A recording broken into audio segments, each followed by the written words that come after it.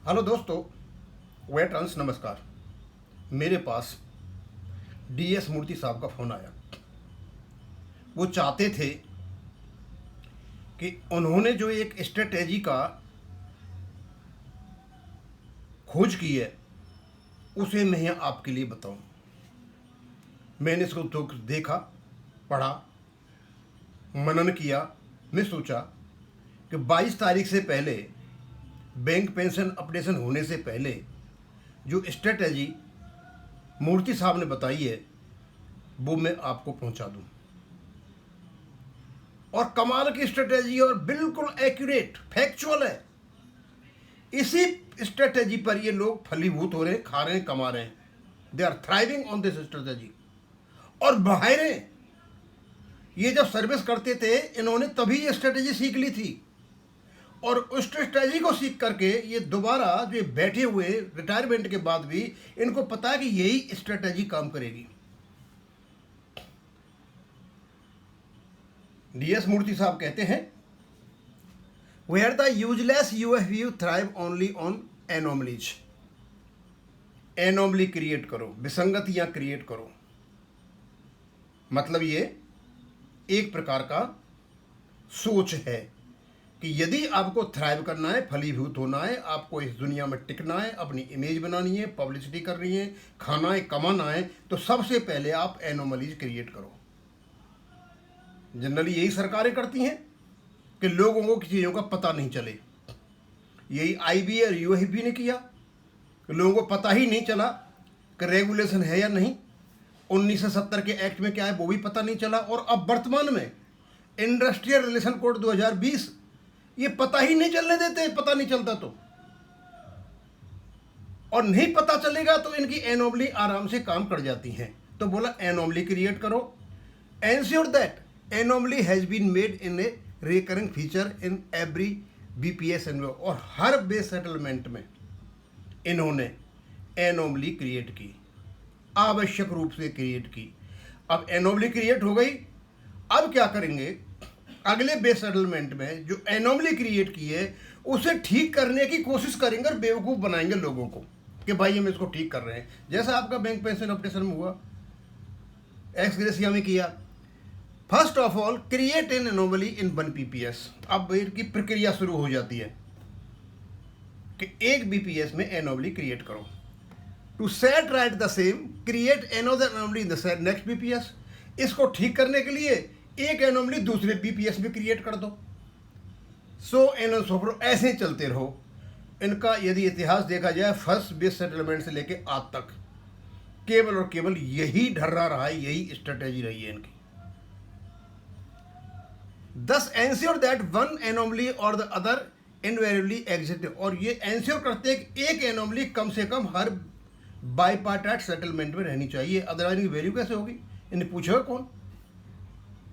अब ये तो अच्छा खासी खोज खबर करके रिसर्च करके मूर्ति साहब डाल रहे हैं इसको। उसके बाद this has been the perennial crooked strategy. और ये इनकी योजना है, और वो भी कैसी क्रुकुड, बहुत ही जो निम्न स्तर की, जो बहुत ही कोई समझ ही नहीं सके, नीच गिरी हुई हरकत जो होती है स्ट्रेटेजी है of the useless for bank unions for their और सर्वाइवर। अपने अस्तित्व को बचाने के लिए इन्होंने ये खेल खेला। दोस्तों सब कोई जानता है, लेकिन आज मूर्ति साहब ने इसको खुलासा ही कर दिया और इसी में लगे हुए हैं ये। अब इसका क्या करें भाई?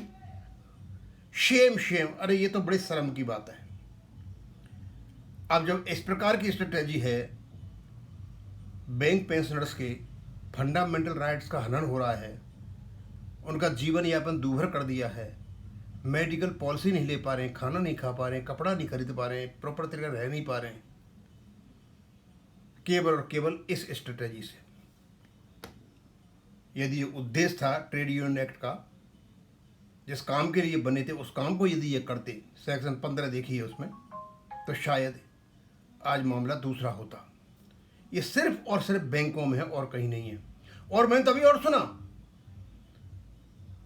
सोशल मीडिया पर है कि हमारी बैंक यूनियनों ने बांगचुक जो और कॉकरोच पार्टी ऑब्वियसली इन लोगों को समर्थन दे रखा है, कहीं ऐसा आ रहा है। इन्हें एनसीआर और सीसीए पर भी इन्होंने समर्थन दिया था, किसान आंदोलन में इन्हें समर्थन दिया था। भाई ये जब इन कामों को करेंगे तो हमारे मुद्दे कहां से होंगे? मुद्दे तो होंगे ही नहीं। क्यों करेगी गवर्नमेंट? यही कारण है इन लोगों की हरकतों की वजह से भारत सरकार इधर ध्यान नहीं देती है। यदि ये लोग वांगचुक जैसे व्यक्ति को समर्थन दे रहे हैं तो आप निश्चित समझ लीजिए पेंशन अपडेशन तो बहुत दूर की बात है, गवर्नमेंट इसको वीवेंटली अपोज करेगी। उनको ये पता नहीं है कि बैंक पेंशन इस साइड में नहीं है, उन्हें कोई लेन देन नहीं चीजों से, लेकिन क्योंकि यूनियन के नेता इस काम को कर रहे हैं तो गवर्नमेंट तो यही मान के चलेगी ना बैंक पेंशन सारे मतलब वही है। इनकी हरकतों से, कमीनी हरकतों से हमारा बैंक पेंशन अवसर नहीं हुआ। अब इसका तरीका भी बताया उन्होंने, वो तरीका बताते हैं। Hence my long pending demand for constituting a banking pay commission by replacing the existing redundant bipart system which has been made mercenary for the present leadership of useless forum। और मेरा जो डिमांड है वो यही है कि एक banking पे कमीशन का कॉन्स्टिट्यूशन किया जाए, अदरवाइज इस प्रकार की हरकतें ये चलती ही रहेंगी। दोस्तों, वेंकटाचलम जैसा आदमी, ये केवल और केवल इनको पैसा चाहिए और पता नहीं कहां कहां से लोगों के पास पैसा आता है।